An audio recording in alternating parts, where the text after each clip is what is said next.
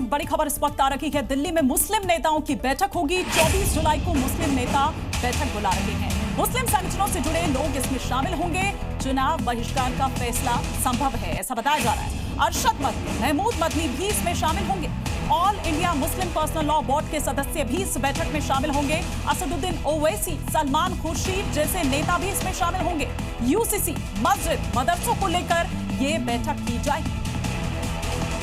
इधर प्रधानमंत्री नरेंद्र मोदी अपने 3 देशों की यात्रा पूरी कर लौट रहे हैं। अपने आखिरी पड़ाव में न्यूजीलैंड पहुंचे प्रधानमंत्री नरेंद्र मोदी का जोरदार स्वागत किया गया। इस यात्रा ने भारत और न्यूजीलैंड ने अपने द्विपक्षीय रिश्तों को स्ट्रैटेजिक पार्टनरशिप का दर्जा दे दिया और फ्री ट्रेड एग्रीमेंट पर भी मोहर लगा दी। करीब 40 साल बाद किसी भारतीय प्रधानमंत्री ने न्यूजीलैंड की आधिकारिक यात्रा की और इस यात्रा ने भारत और न्यूजीलैंड के रिश्तों को मजबूत करने के साथ ही नया चैप्टर जिसकी शुरुआत भी कर दी।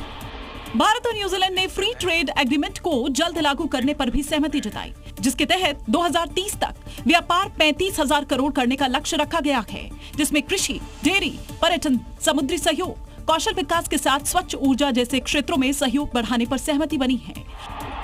वहीं प्रधानमंत्री मोदी ने भारतीय समुदाय को भी संबोधित किया। इस दौरान भारतीयों में जबरदस्त उत्साह देखा गया। कार्यक्रम के दौरान मोदी मोदी के नारे लगाए गए। इस मौके पर प्रधानमंत्री 25 साल पहले न्यूजीलैंड यात्रा के दौरान मिले मफलर, कैप और ग्लव्स का जिक्र करते नजर आए।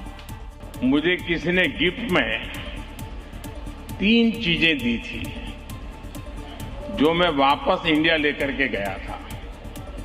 एक ये मफलर, एक कैप और एक दस्ताना, क्योंकि ठंड का मौसम था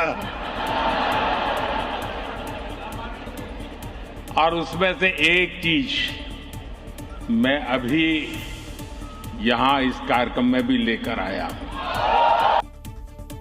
भारत और न्यूजीलैंड के बीच 18 अहम समझौते हुए हैं। इसके साथ ही चीन के इंडो पैसिफिक में दादागिरी का काउंटर बैलेंस भी तैयार कर लिया गया है। भारत और न्यूजीलैंड की दोस्ती ने चीन को कूटनीति वाला जवाब दिया है। भारत न्यूजीलैंड में समुद्री सुरक्षा समझौता जो है वो हुआ है। दोनों देश इंडो पैसिफिक क्षेत्र में मिलकर काम करेंगे। दोनों देश एक दूसरे को नौसैनिक सहयोग और लॉजिस्टिक सपोर्ट देंगे। भारत और न्यूजीलैंड की नौसेनाएं अब नियमित रूप से संयुक्त युद्धाभ्यास करेंगी, जो इंडो पैसिफिक क्षेत्र को एक नई मजबूती देगा।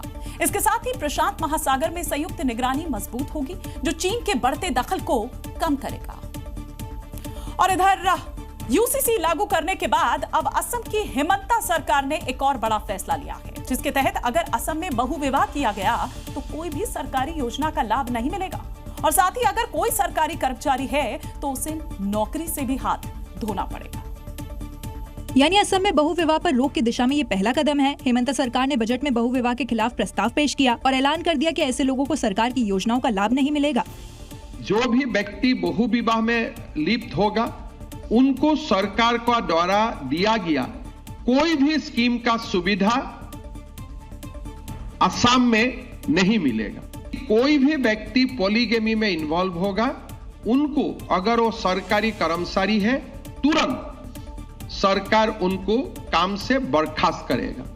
साथ ही कानून के तहत दोषी ठहराया गया व्यक्ति भी योजनाओं का लाभ नहीं ले पाएगा।